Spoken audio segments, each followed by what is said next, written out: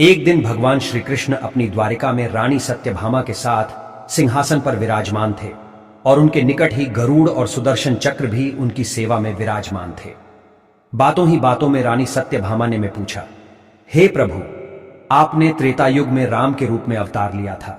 सीता आपकी पत्नी थी, क्या वे मुझसे भी ज्यादा सुंदर थीं? भगवान सत्यभामा की बातों का जवाब देते उससे पहले ही गरुड़ ने कहा, भगवान, क्या दुनिया में मुझसे भी ज्यादा तेज गति से कोई उड़ सकता है? तभी सुदर्शन से भी रहा नहीं गया और वह भी बोल उठा कि भगवान, मैंने बड़े बड़े युद्धों को मारा है, क्या संसार में मुझसे भी शक्तिशाली कोई है? द्वारकाधीश समझ गए कि तीनों में अभिमान आ गया है। भगवान मंद मंद मुस्कुराने लगे और सोचने लगे कि इनका अहंकार कैसे नष्ट किया जाए। तभी उनको एक युक्ति सूझी। भगवान मंद मंद मुस्कुरा रहे थे। वे जान रहे थे कि उनके इन तीनों भक्तों को अहंकार हो गया है और इनका अहंकार नष्ट होने का समय आ गया है।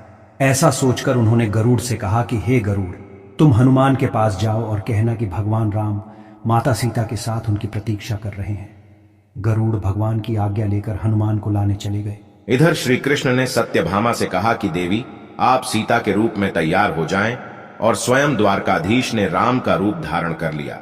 तब श्री कृष्ण ने सुदर्शन चक्र को आज्ञा देते हुए कहा कि तुम महल के प्रवेश द्वार पर पहरा दो और ध्यान रहे कि मेरी आज्ञा के बिना महल में कोई भी प्रवेश न करने पाए।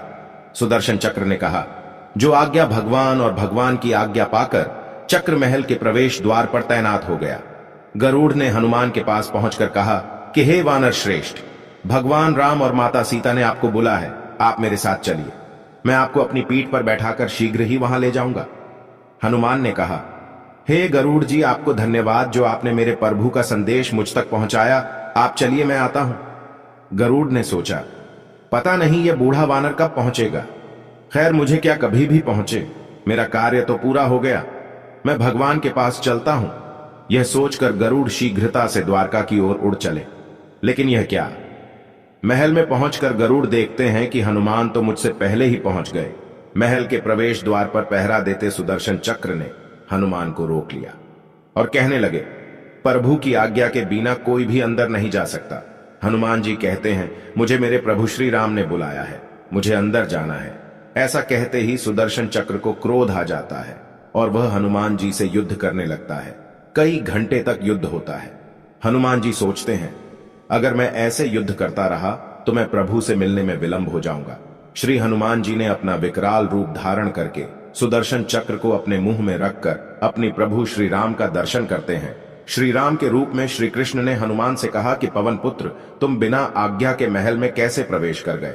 क्या तुम्हें किसी ने प्रवेश द्वार पर रोका नहीं? हनुमान ने हाथ जोड़ते हुए सिर झुकाकर अपने मुंह से सुदर्शन चक्र को निकालकर प्रभु के सामने रख दिया। हनुमान ने कहा कि प्रभु, आपसे मिलने से मुझे कोई रोक सकता है? इस चक्र ने रोकने का तनिक प्रयास किया था, इसलिए इसे मुंह में रख मैं आपसे मिलने आ गया, मुझे क्षमा करें। भगवान मंद मंद मुस्कुराने लगे। अंत में हनुमान ने हाथ जोड़ते हुए श्री राम से प्रश्न किया, हे प्रभु, मैं आपको तो पहचानता हूं, आप ही श्री कृष्ण के रूप में मेरे राम हैं, लेकिन आज आपने माता सीता के स्थान पर किस दासी को इतना सम्मान दे दिया कि वह आपके साथ सिंहासन पर विराजमान है। अब रानी सत्यभामा का अहंकार भंग होने की बारी थी। उन्हें सुंदरता का अहंकार था जो पल भर में चूर हो गया था। रानी सत्यभामा, सुदर्शन चक्र, माता सत्यभामा और गरुड़ तीनों का अहंकार बजरंग बली ने भंग कर दिया। दोस्तों, वीडियो को सब्सक्राइब और लाइक जरूर करें।